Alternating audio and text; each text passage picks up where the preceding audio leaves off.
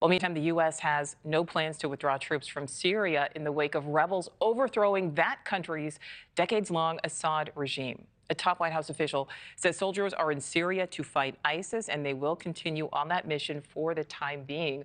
But it's still unknown just how the rebels will view America's presence now that they have control.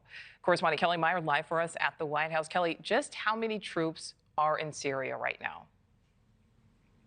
Yeah, hey there, Nichole. Some 900 U.S. troops are currently in Syria. That's from the U.S.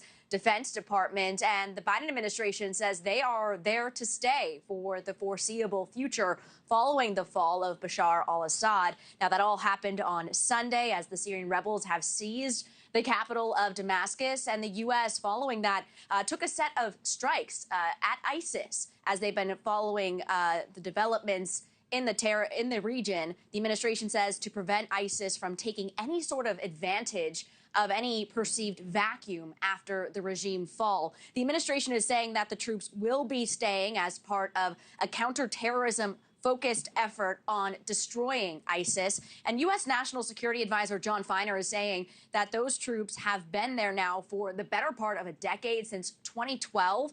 He said those troops are, quote, there for a very specific and important reason, not as some sort of bargaining chip.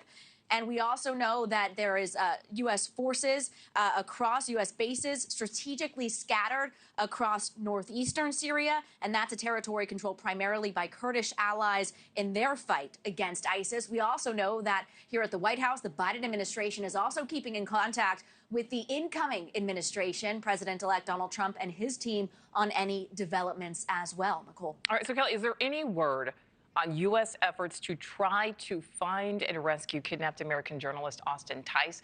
Because at this point, he was taken more than a decade ago.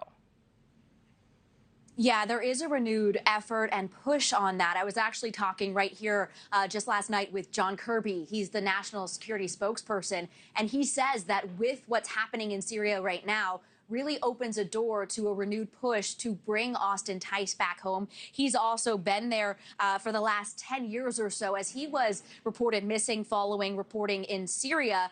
On Monday, the State Department increased its reward information for Tice to $10 million, and the State Department also offered relocation for anyone that helps with information to find and recover Tice. President Biden said just this week that he believes Tice is alive. Here's more from John Kirby. Take a listen.